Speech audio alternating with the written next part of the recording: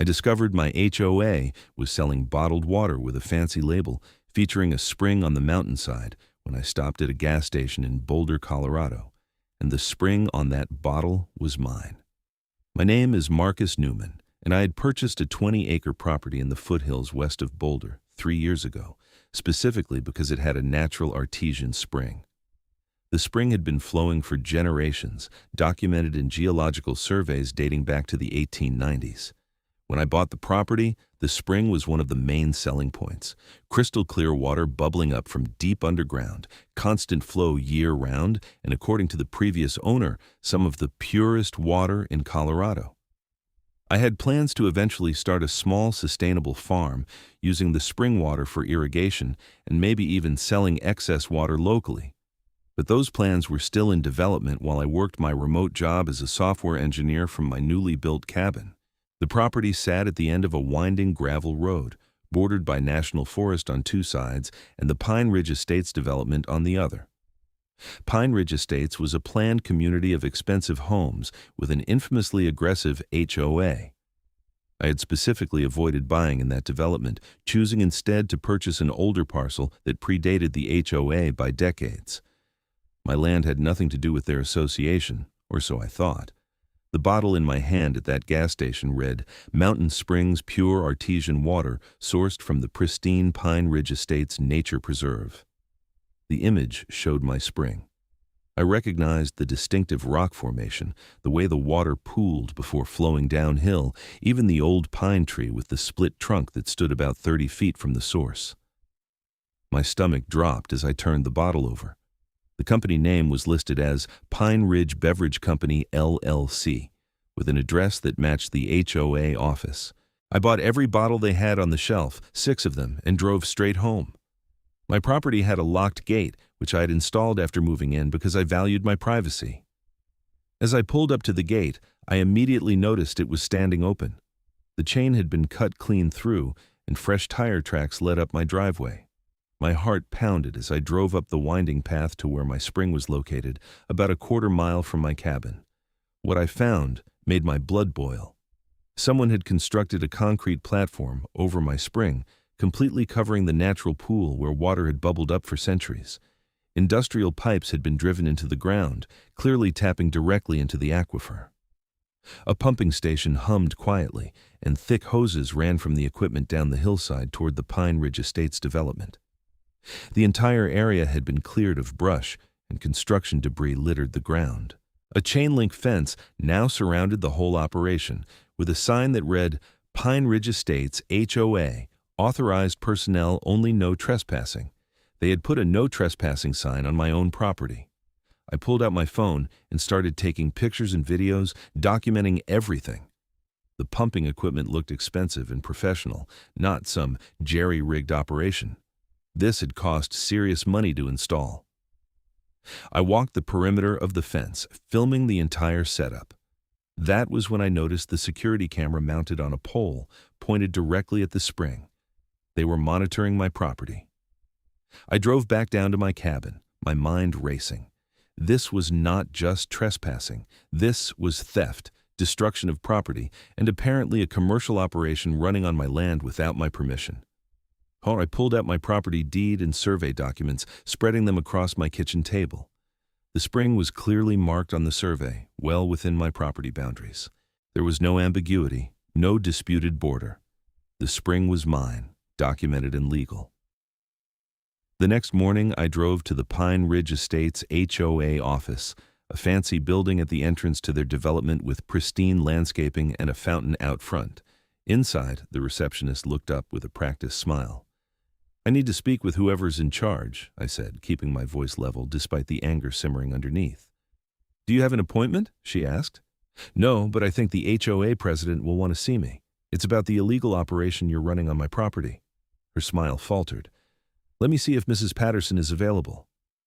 Of course her name was Patterson. She looked exactly like I expected when she emerged from her office 5 minutes later. Perfectly styled blonde hair, expensive athleisure wear, an expression that suggested she had never been told no in her entire life. This was Karen Patterson, HOA president, and she looked at me like I was something unpleasant she had stepped in. "I'm very busy, mister," she began. Newman. Marcus Newman. I own the 20 acres adjacent to your development, and your HOA has illegally constructed a water extraction facility on my land. Her expression didn't change. I think you're confused. The spring is part of the Pine Ridge Estates Nature Preserve. It's been designated as community property. Designated by who? I have the deed right here. I pulled out the folded documents from my jacket. That spring is on my property. You've trespassed, destroyed natural features, and apparently you're selling water that you're stealing from me. Karen glanced at the deed with barely concealed disdain. The HOA has conducted a thorough survey of all water resources in the area. That spring feeds into our community. We have every right to manage it responsibly. It's not on your property. It's not part of your community. I don't live in Pine Ridge Estates. I'm not a member of your HOA. You have no authority over my land. I'll have our attorney review this, she said dismissively. But I'm certain you'll find that water rights in Colorado are complex. Just because water emerges on your property doesn't mean you own it. She was trying to confuse the issue. Colorado did have complicated water rights laws, but artesian springs were different from surface water. I had done my research when buying the property. Shut down the pumping operation and remove your equipment from my property by the end of the week, or I'll take legal action, I said firmly. Karen's smile was cold. Do what you feel you need to do, Mr. Newman. But I should warn you that Pine Ridge Estates has excellent legal representation, and we don't take kindly to neighbors who interfere with community improvements. That water facility provides a valuable revenue stream that keeps our HOA fees low for our residents. We're not going anywhere. I left the office furious. She had basically admitted they were profiting from my spring and had no intention of stopping. I needed a lawyer, and fast. I spent the rest of the day researching attorneys in Boulder who specialized in property rights and water law.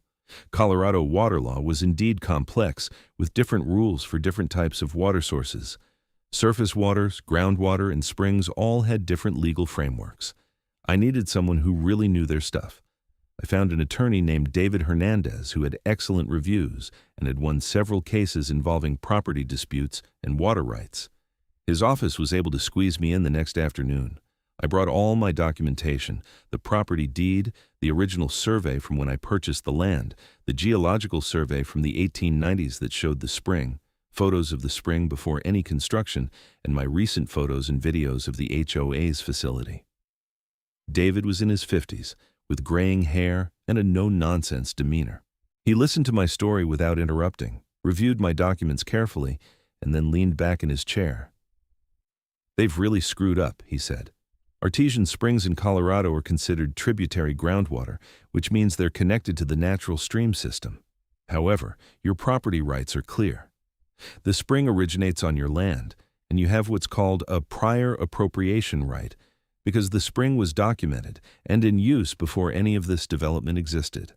So I own the water? I asked. It's not quite that simple. In Colorado, you don't own water, you own the right to use water. But in this case, the spring is a natural feature of your property, and they've trespassed to exploit it. That's theft, plain and simple. The commercial bottling operation makes it even worse. They're not just using the water for domestic purposes, they're profiting from it. What do? We file an injunction to stop their operations immediately, and we file a civil lawsuit for trespassing, theft, destruction of property, and lost profits. If they've been selling this water commercially, you're entitled to damages. How long do you think they've been operating? I pulled out one of the bottles I'd bought. David examined it, then looked up the company online. Their website claimed they had launched 6 months ago with water sourced from pristine mountain springs in Boulder County. They were selling the water at premium prices, marketing it as luxury artesian spring water. Cases were available online and in stores throughout Colorado. 6 months of commercial operation, David said. That's substantial revenue. We need to get financial records through discovery. But first, we stopped them from pumping another gallon. We filed the emergency injunction the next day. The hearing was scheduled for the following week, which felt like an eternity. In the meantime, the pumping continued. Every day I drove up to check on the spring, and every day the equipment hummed away, sucking water from my aquifer. I called the sheriff's office to report the trespassing, but they said it was a civil matter since there was a property dispute. I explained there was no dispute. I had clear title, but they still wouldn't intervene without a court order. The injunction hearing took place in Boulder County District Court. I sat with David at the plaintiff's table, while Karen Patterson sat across the aisle with the HOA's attorney, a slick-looking guy in an expensive suit named Gregory Walsh. The judge was a woman in her 60s named Judge Andrea Morrison, and she looked thoroughly annoyed at having to deal with this case. David presented our evidence methodically. He showed the property deed, the surveys, the geological records, and the photos of the HOA's facility on my land. He emphasized that this was not a case of disputed water rights, but clear-cut trespassing and theft. Gregory Walsh argued that the water situation was complex and required full litigation to resolve. He claimed the HOA had invested substantial resources into the water facility based on their own survey that showed the spring was on disputed land. He tried to argue that the property line was unclear and that the spring might actually be on HOA property. Judge Morrison cut him off. "Do you have a survey that contradicts the plaintiff's survey?" "We have a preliminary assessment that suggests a survey, counselor, yes or no?" "Not a formal survey, Your Honor, but then you're operating on the plaintiff's property without permission? Is that correct?" Walsh hesitated. "The situation is more complex than it's a yes or no question." "We dispute the property boundaries, Your Honor." Judge Morrison looked at the documents in front of her, then at the photos of the facility. "The injunction is granted. The HOA is ordered to immediately cease all pumping operations and remove all equipment from the plaintiff's property within 30 days. The plaintiff is granted access to secure the site, and the HOA is forbidden from entering the property for any reason. This matter will proceed to trial for damages." Karen Patterson's face went red. She leaned over and whispered furiously to Walsh, who tried to calm her down. As we left the courtroom, I heard her voice carrying down the hallway. "This is ridiculous. That water belongs to the community." I felt a surge of satisfaction, but I knew this was just the beginning. The real fight would be the lawsuit for damages. When I drove back to my property that afternoon, I expected to find the pumps shut down. Instead, they were still running. I called David immediately. "They're violating the court order," he said. "Document it. Take photos with timestamps. I'll file a motion for contempt." I took extensive video of the facility still operating, making sure the timestamp was visible. The pumps were humming, water was flowing through the pipes, and everything was exactly as it had been before the injunction. They were blatantly ignoring the judge's order. The next morning, I drove back up to check again. This time I found workers actively on site. 2 men in coveralls were doing maintenance on the pumps. A truck with Pine Ridge Maintenance painted on the side was parked nearby. "Hey," I called out, "you're on private property." One of the workers looked up. "We're just doing our jobs, man. HOA pays us to maintain the equipment." "There's a court order shutting this down. You need to leave." The worker shrugged. "We don't know anything about that. We just got a work order this morning." I filmed them working, then called the sheriff's office again. This time, I explained that there was a court order being violated. They said they would send a deputy out. Deputy Williams arrived about 40 minutes later. He was a young guy, probably in his late 20s, and he seemed genuinely interested in helping. I showed him the court order and explained the situation. He walked over to the workers. "You guys need to clear out," he said. "There's a court order stopping operations here." The workers didn't argue with him. They packed up their tools and left. But as Deputy Williams was getting back in his car, Karen Patterson herself came driving up the road in a white Mercedes SUV. She got out, her face flushed with anger. "Deputy, these men are authorized to be here," she announced. "This is HOA property and we're maintaining our equipment." "Madam, I've seen the court order," Deputy Williams said calmly. "You need to cease operations." "That order is a mistake. Our attorney is filing an appeal. Until the appeal is resolved, we have every right to continue operations." "That's not how court orders work, madam. You need to comply now, not after an appeal." Karen turned to me. "You're making a huge mistake. Do you have any idea how much money we've invested in this facility? We have contracts, commitments to retailers. You can't just shut us down on a whim." "It's not a whim. I said. "It's my property and my water. You had no right to any of this." "We'll bury you in legal fees," she hissed. "You think you can fight the HOA? We have resources you can't imagine. By the time this is over, you'll wish you had just cooperated." Deputy Williams stepped between us. "Madam, I'm going to need you to leave this property now. If you continue to violate the court order, you could be held in contempt." Karen glared at both of us, then got back in her Mercedes and drove off, spraying gravel. Deputy Williams shook his head. "Document everything," he advised me. "If they come back, call us immediately. You might want to consider getting a restraining order if she keeps harassing you." Over the next few days, the pumps finally went silent. I hiked up to the spring multiple times to make sure they had actually shut down. The equipment was still there, but it was no longer operating. I installed my own cameras to monitor the site, positioning them to cover all approaches. If they tried anything else, I would have video evidence. David filed the contempt motion, and we had another hearing. Judge Morrison was not happy to learn that the HOA had continued operations for 2 days after her injunction. She fined the HOA $5,000 and warned that any further violations would result in criminal contempt charges. Gregory Walsh apologized profusely and assured the court it had been a miscommunication. The judge didn't look like she believed him. The main lawsuit was proceeding through discovery. David had subpoenaed the HOA's financial records related to Pine Ridge Beverage Company. What we discovered was stunning. In 6 months, they had generated over $800,000 in revenue from bottled water sales. Their costs for bottling, distribution, and marketing were substantial, but they had still cleared nearly $300,000 in profit. And they had plans to expand, with contracts being negotiated with major retailers throughout Colorado and neighboring states. "They were building an empire on your water," David said as we reviewed the documents in his office. "This wasn't just some small side operation. They had projections showing multi-million-dollar revenues within 2 years. The discovery also revealed how the whole scheme had started. Karen Patterson had apparently been hiking on national forest land and had discovered my spring about a year ago.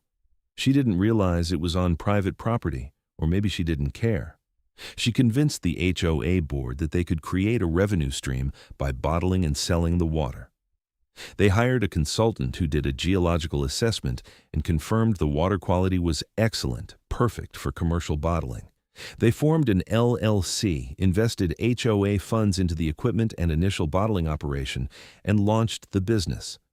At no point did anyone check who actually owned the land where the spring was located, or if they did check, they decided to go ahead anyway and hope I wouldn't notice or wouldn't fight back. The emails we obtained through discovery were damning. In one exchange, a board member named Robert Chen had asked about property rights. Karen's response was, "Don't worry about it. The spring is in a remote area and the neighbor is some tech guy who's barely there. By the time anyone notices, we'll be established and can negotiate from a position of strength." Another email showed Karen discussing their legal strategy if I did object. "We'll tie him up in court for years. Small property owners can't afford extended litigation. He'll settle for pennies just to make it go away." She had badly underestimated me. I wasn't some casual property owner who would roll over. I had the resources to fight, and more importantly, I was stubborn as hell when someone stole from me. The trial was scheduled for 4 months after our initial injunction hearing. In the meantime, I had the HOA remove all their equipment from my property. It took them 3 weeks, and they did it with obvious resentment, but eventually the pumps, pipes, and concrete platform were gone. I hired a restoration company to help return the spring to something resembling its natural state. It would never be exactly what it was, but at least water was flowing freely again instead of being imprisoned in industrial pipes. The cost of restoration was substantial, over $30,000, which David added to our damages claim. We were suing for trespassing damages, the cost of restoration, lost profits from the water they had stolen, punitive damages for willful misconduct, and attorney's fees. Our total claim was over $1 million. The HOA tried to settle multiple times. First, they offered $50,000 if I would drop the lawsuit. David advised me to reject it, which I did without hesitation. Then they offered $150,000. Still nowhere near what they had stolen from me. Their final settlement offer before trial was $300,000, essentially returning all the profits they had made. David and I discussed it seriously, but I wanted them to face consequences beyond just giving back the money. They needed to learn that they couldn't just take what they wanted from people. The trial lasted 3 days. David presented our case methodically, walking the jury through the property records, the discovery of the illegal operation, the financial records showing the HOA's profits, and the emails revealing their callous disregard for my property rights. He brought in an expert witness, a hydrogeologist, who testified about the damage done to the spring and the value of the water they had extracted. I took the stand and testified about discovering the operation, my confrontation with Karen Patterson, and the impact this had on my plans for the property. I described my vision for a sustainable farm using the spring water, plans that had been derailed by their theft. Gregory Walsh tried to paint me as an absentee owner who had neglected the spring and should be grateful the HOA had put it to productive use. He suggested I was engaging in a money grab, trying to profit from water I hadn't even been using. David shredded that argument on cross-examination, pointing out that it didn't matter whether I was using the water or not. It was still my property, and the HOA had no right to take it. Karen Patterson took the stand in her own defense. She tried to present herself as a dedicated community leader who had made an honest mistake. She claimed they had truly believed the spring was on HOA property or public land. David destroyed her credibility by presenting those emails where she had discussed legal strategy for dealing with me if I objected. "So you believed you had a right to the spring," David said, "but you also discussed how to handle litigation if the property owner objected. How does that make sense if you thought you had clear legal rights?" Karen stumbled through an answer about being cautious and prudent. The jury didn't look convinced. On the third day, both sides presented closing arguments. David laid out the facts simply and clearly. The HOA had trespassed on my property, stolen my water, profited from it substantially, and done so knowingly and willfully. They deserved to be held fully accountable. Walsh argued that the situation was complicated, that water rights in Colorado were complex, and that the HOA had acted in good faith based on their understanding of the law. He suggested the jury should award minimal damages since the spring had been restored, and the HOA had already been punished with fines. The jury deliberated for less than 4 hours. They found in my favor on all counts. They awarded me $35,000 for restoration costs, $310,000 for lost profits based on the expert testimony about water value, and $500,000 in punitive damages. Total award, $845,000. Karen's face went pale white when the verdict was read. The HOA board members in attendance looked shocked.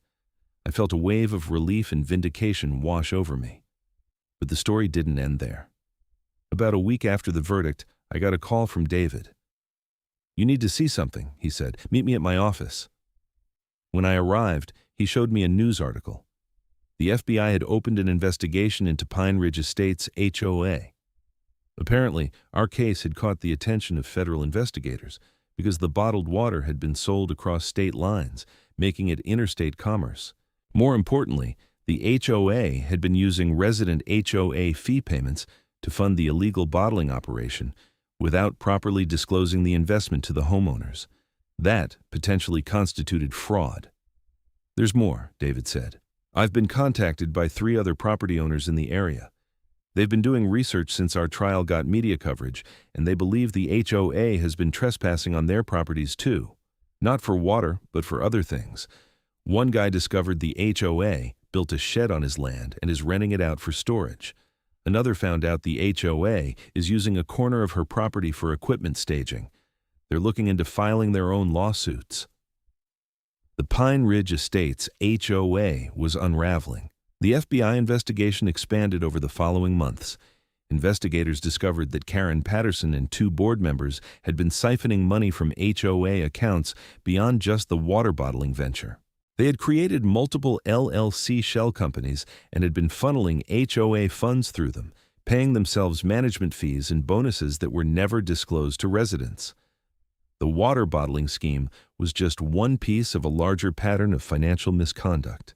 8 months after our trial, federal charges were filed. Karen Patterson was charged with wire fraud, mail fraud, and theft of interstate commerce. The two board members who had been working with her, Robert Chen and Linda Martinez, were also charged. The HOA itself faced civil penalties for violations of federal trade regulations related to their bottled water business. I followed the case closely. The criminal trial took place a year later. Karen tried to argue that she had been acting in the HOA's best interests and that all her actions had been about generating revenue for the community. But the evidence of personal enrichment was overwhelming. She had used HOA money to pay for personal expenses, disguising them as business costs. She had taken over $100,000 for herself beyond her salary as HOA president. She was convicted on all counts and sentenced to 4 years in federal prison. Robert Chen got 3 years. Linda Martinez cooperated with prosecutors and received probation and community service. The Pine Ridge Estates residents voted to dissolve the HOA board entirely and restructure their governance. Several residents reached out to apologize to me, saying they had no idea what Karen and the board had been doing. I appreciated the gesture, though it didn't change what had happened. I received my judgment payment from the HOA's insurance company after a lengthy battle. Insurance tried to argue the policy didn't cover intentional acts, but David fought them and eventually negotiated a settlement of $700,000 plus attorney's fees. It wasn't the full amount, but it was substantial enough to compensate me for the violation and the years of stress. With some of the money, I funded a complete ecological restoration of the spring area. I hired environmental specialists who returned it as close as possible to its natural state. Native plants were reintroduced, the soil was rehabilitated, and the spring now flows freely into a natural pool, just like it did before the HOA destroyed it. I installed subtle fencing to protect the area from future intrusion, but nothing that would harm the ecosystem. I also used some of the funds to finally start my sustainable farm project. I built a greenhouse and began growing organic vegetables using a combination of the spring water and rainwater collection. The farm started small, just selling at local farmers markets, but it grew steadily. The spring water, it turned out, was excellent for irrigation, and my produce developed a reputation for quality. The property became everything I had hoped it would be when I first bought it. A peaceful retreat, a productive farm, and a place where that ancient spring could continue flowing as it had for thousands of years. Every time I walked up to check on the spring, I remembered what Karen Patterson had tried to do, how close she came to permanently destroying something irreplaceable for profit. I never joined an HOA and never would. The entire experience confirmed my belief that concentrated power in the hands of self-appointed community leaders was a recipe for abuse. Some HOAs might be fine, managed by reasonable people who genuinely care about their communities, but the potential for corruption was too high, and homeowners had too few protections against board members who decided to abuse their authority. 3 years after the initial trial, I was sitting on my porch watching the sunset when I saw a car coming up my driveway. I tensed for a moment, old habits from the conflict with the HOA still lingering. But this was a different car, and the woman who got out was someone I had never seen before. "Mr. Newman," she called out, "I'm sorry to bother you. My name is Jennifer Walsh. I'm a reporter with the Denver Post." I walked down to meet her, curious. "What can I do for you?" "I'm doing a feature story about HOA abuse and reform in Colorado. Your case against Pine Ridge Estates was one of the most egregious examples anyone has found. Would you be willing to be interviewed?" I considered it. Part of me wanted to leave the whole mess in the past, but another part thought that if telling my story could help other people recognize and fight back against HOA overreach, it was worth it. "Sure," I said. "Come on up to the porch. Can I get you some water?" I smiled slightly. "It's from my spring, not bottled, just fresh." Jennifer laughed and accepted. We spent 2 hours talking through the whole story. She recorded everything, took notes, and asked insightful questions about the legal process, the emotional toll, and the broader implications for property rights. She also asked if she could see the spring itself. We hiked up to the restored site in the late afternoon light. The water bubbled up clear and cold from the rocks, flowing into the natural pool, then meandering downhill through the restored stream bed. Dragonflies hovered over the water. A deer had been drinking from the pool but bounded away when we approached. "It's beautiful," Jennifer said. "I can see why you fought so hard for it." "It's not just about the money or even the principle," I said. "This spring has been here longer than any of us. It'll be here long after we're gone.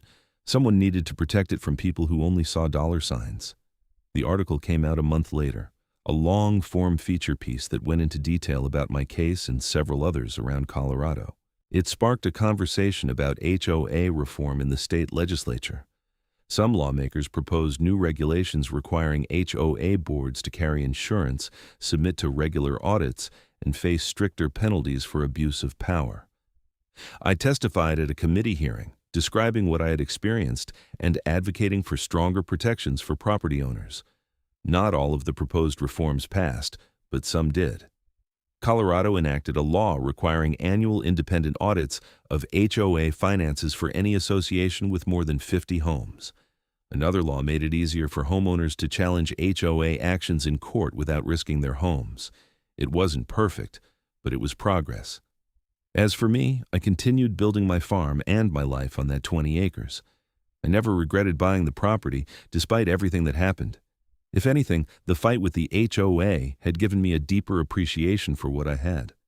The spring wasn't just a water source anymore. It was a symbol of resistance against people who thought they could take whatever they wanted just because they had some authority and a fancy title.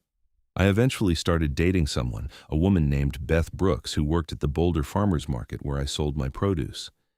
She had grown up in a house governed by an oppressive HOA and had her own horror stories about fines for basketball hoops and demands to repaint perfectly fine houses.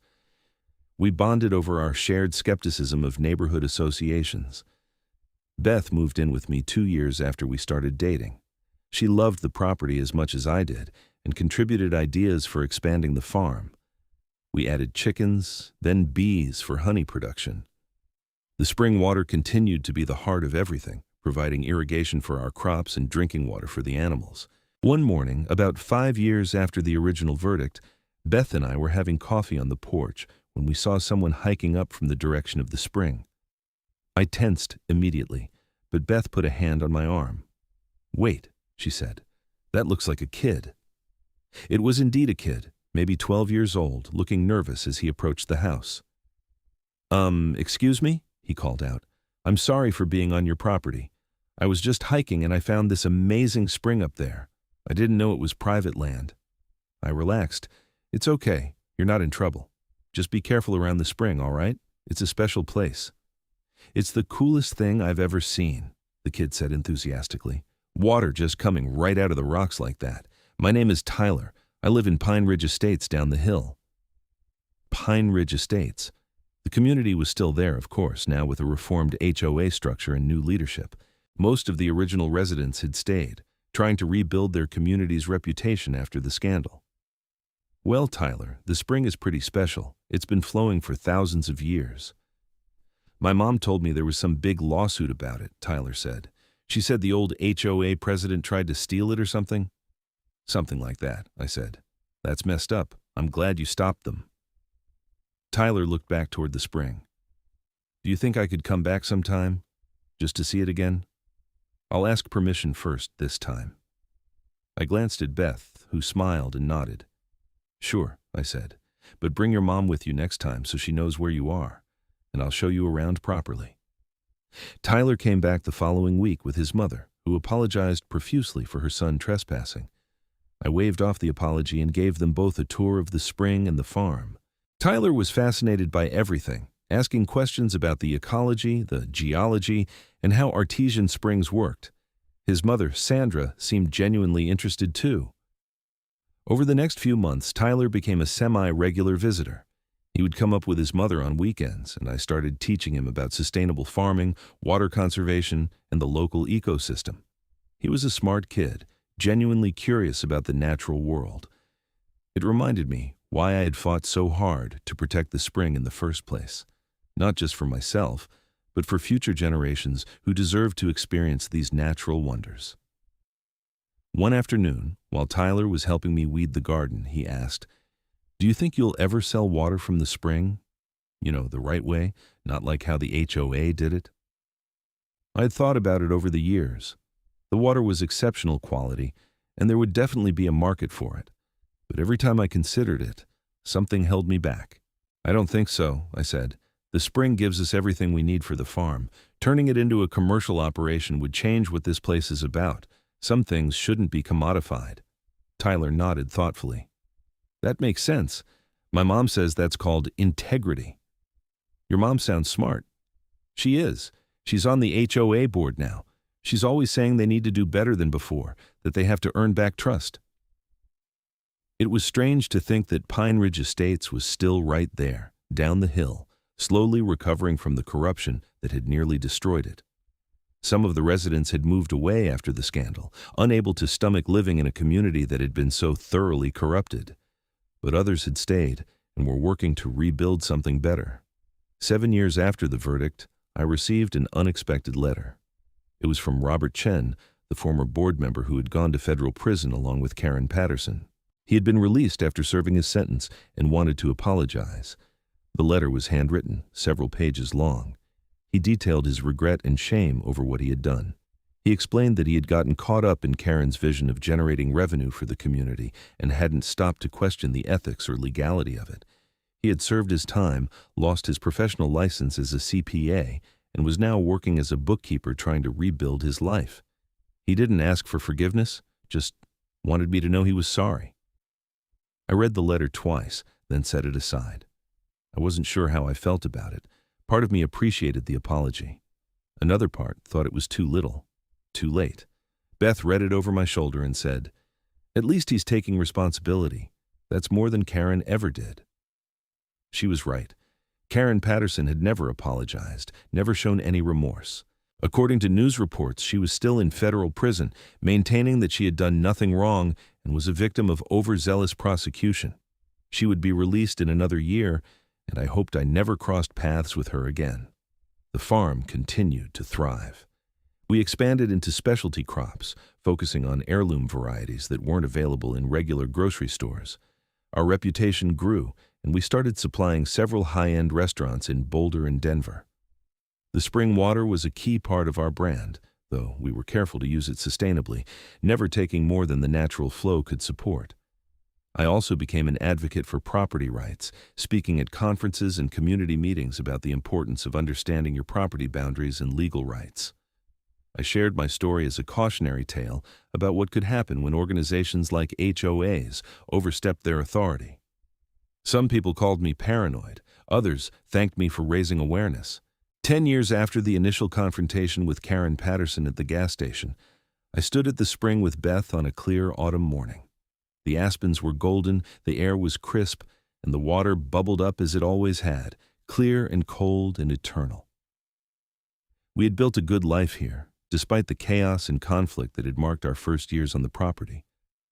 "Do you ever regret it?" Beth asked, fighting them instead of just taking a settlement and moving on. I thought about it. The legal battle had been stressful, expensive even with the eventual judgment, and had consumed years of my life. But looking at the spring, restored and protected, I knew the answer. "No," I said. "Some things are worth fighting for. This was one of them." We stood there in comfortable silence, listening to the water flow. The spring would outlast all of us, all our conflicts and victories and defeats. It had been there before the HOA, before the development, before any of us. And if we were lucky and did our jobs right, it would be there for Tyler and his generation and all the generations after them. That was worth any fight. The years continued to pass. Tyler graduated high school and decided to study environmental science in college, partly inspired by his time learning about the spring and the farm. Sandra, his mother, remained on the Pine Ridge Estates Board and helped guide the community toward a more transparent and ethical governance structure. They became friends, part of our extended circle of people who cared about this land and this place. I received occasional calls from attorneys representing other homeowners in disputes with their HOAs. They wanted advice on how to fight back, how to navigate the legal system, what to expect. I helped where I could, sharing the lessons I had learned. David Hernandez and I stayed in touch, and he referred clients to me sometimes just for moral support and encouragement. The bottled water brand, Mountain Spring's pure artesian water disappeared completely from stores. The Pine Ridge Beverage Company, LLC, was dissolved as part of the HOA's bankruptcy and restructuring. Sometimes I wondered what might have happened if I had never stopped at that gas station, never noticed the bottle with the picture of my spring. The HOA might still be operating, profiting from my water, expanding their little empire. The thought made me grateful for that random moment of observation. Beth and I got married in a simple ceremony at the spring. We invited close friends and family, kept it small and meaningful. The water flowed behind us as we said our vows, and I couldn't imagine a more perfect place. This land had become more than property. It was home in the deepest sense. We talked sometimes about what would happen to the property after we were gone. We had no children, so the usual path of passing it down to the next generation wasn't an option for us. We considered donating it to a land trust that would preserve the spring and maintain the farm. We wanted to make sure that whatever happened, the spring would remain protected, that it would never again be threatened by people who saw it only as a resource to exploit. 15 years after that day in the gas station, I attended a community forum in Boulder about water rights and conservation. Climate change was making water increasingly precious in Colorado, and there was a lot of discussion about how to manage resources sustainably. I was on a panel of speakers sharing my experience with the spring and the HOA. During the Q&A session, a young woman stood up. "Mr. Newman, your story has become kind of legendary in property rights circles. What advice would you give to someone who finds themselves in a similar situation, facing an HOA or another organization that's overstepping its authority?" I thought about the question carefully. First, know your rights. Understand your property boundaries, your deed, your legal standing. Second, document everything: photos, videos, written records. You'll need them. Third, find a good attorney who specializes in the relevant law. Don't try to fight alone. And fourth, be prepared for a long battle. Organizations like HOAs count on people giving up because the fight is too hard or too expensive. Don't give them that satisfaction. "But what if you can't afford a long legal battle?" she asked. "That's the hardest part," I admitted. "Not everyone has the resources to fight. But there are legal aid organizations, attorneys who work on contingency, and sometimes you can find others in similar situations and join together. The key is not to give up just because they expect you to. That's what they're counting on." After the forum, several people came up to talk with me privately, sharing their own stories of HOA overreach and property disputes. Each one was different in details, but similar in the fundamental dynamic.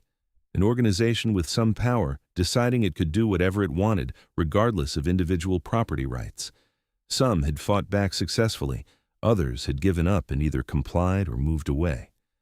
Listening to their stories reinforced my belief that systemic reform was necessary. Individual victories like mine were important, but the underlying structure that allowed such abuse needed to change. Beth and I continued working the farm, adapting to changing climate conditions and market demands. The spring remained constant, a reliable source of water even during drought years when other sources dried up. We were careful never to overexploit it, always taking only what we needed and leaving the rest to flow naturally. That restraint felt important, a rejection of the extractive mindset that had driven Karen Patterson and the HOA to destroy the natural pool for profit. I heard through the grapevine that Karen had been released from federal prison. She moved to Arizona and, according to reports, was living with family there. I felt nothing about it, no anger or satisfaction or curiosity. She was part of my past, a problem I had solved and moved beyond. I hoped she had learned something from her time in prison, but I didn't really care either way. My concern was protecting the spring and living my life, not dwelling on old enemies. One winter evening, about 17 years after the original verdict, I got a phone call from David Hernandez. "I thought you'd want to know," he said. "Pine Ridge Estates HOA has officially dissolved. The residents voted to disband completely and just maintain their properties individually with voluntary cooperation for common areas." "Really?" I was surprised. HOAs almost never dissolved voluntarily. "Really, they've spent nearly 2 decades trying to rebuild trust and credibility after the scandal, and they finally decided it wasn't worth it. Too much baggage, too much negative history. Better to start fresh without the HOA structure entirely. It felt like a final chapter closing. The HOA that had tried to steal my spring, that had built an illegal commercial operation on my land, that had threatened to bury me in legal fees, no longer existed. The community remained, but the organization was gone. "How do you feel about it?" David asked. "Satisfied, I guess. It's a reminder that actions have consequences. Karen and the board didn't just hurt me. They destroyed their own organization's credibility so thoroughly that it couldn't survive." We talked for a while longer, reminiscing about the case and catching up on life. David was planning to retire in a few years, and I realized how much time had passed since that first meeting in his office when I was furious and desperate for help. He had been an excellent attorney and had become a good friend. As I sat on my porch after the call ended, looking out at the darkened landscape, I felt a sense of peace. The spring was still flowing up there in the darkness, as it always did. The farm was dormant for winter but would come back to life in spring. Beth was inside making dinner. Life was good. I had fought for this place and won, not just in court, but in the deeper sense of protecting something valuable and ensuring it would continue. That was worth everything it had cost. Some battles choose you, and when they do, the only real option is to fight with everything you have. I had done that, and I had won. The stars came out above the mountains, brilliant in the cold winter air. Somewhere up the hill, the spring flowed on, eternal and unchanged, just as it should be.